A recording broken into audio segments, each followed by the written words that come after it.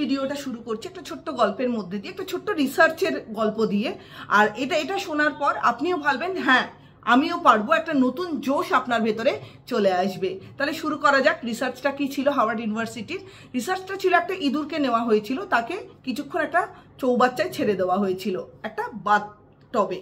তো কিছুক্ষণ বাদে দেখা গেল যে ইঁদুরটা যেন শ্বাস নিতে পারছে না, সার্ভাইভ করার চেষ্টা করছে বাট পারছে না। তাকে কি করা হলো? তাকে তুলে আনা হলো, তাকে সেবা শুশ্রূষা করলে আবার আগের মতন যখন ছটফট করতে শুরু করলো তাকে তখন আবার আরেকটা কন্টেনারের মধ্যে ঢুকিয়ে তার মধ্যেও জল দিয়ে ছেড়ে দেওয়া হলো। তো এভাবে করে দেখা গেল সে প্রথমটা হয়তো 5 মিনিট ছিল জলে, সেক্ষেত্রে সে সার্ভাইভ করতে পারছে না। পরের কন্টেনারে কিন্তু সে 15 মিনিট সার্ভাইভ করলো। এভাবে করে করে 15 মিনিটের পর 30 মিনিট, 30 মিনিটের পর 50 মিনিট, 50 মিনিটের পর 1 ঘন্টা, এভাবে করে কিন্তু তার পরিমাণটা, তার লড়াই করার পরিমাণটাও বেড়ে গেল এবং সার্ভাইভ সে করতে শুরু করলো আর টাইমটাও বেড়ে গেল।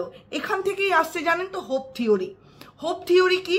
আমাদের সবার ভেতরে পোটেনশিয়ালিটি আছে, স্কিলস আছে, শুধু আমরা মেন্টালিটিটাকে সেই পজিটিভ ওয়েতে ডিরাইভ করে নিয়ে গিয়ে আমরা আমাদের স্বপ্নে পৌঁছবো। এই হোপটা রাখতে হবে যে আমার স্কিল আমি অ্যাপ্লাই করছি, আমার অ্যাটিটিউড, পজিটিভ অ্যাটিটিউড রাখছি, আমার সমস্ত জিনিস দিয়ে আমি সেটাকে সার্ভাইভ করার চেষ্টা করছি। এই হোপের মধ্যেই কিন্তু আমরা আমাদের বেঁচে থাকার রসদ খুঁজে পাবো। এই হোপ থিওরি থেকেই কিন্তু আমরা লড়াই করে বেঁচে থাকার চেষ্টা করি।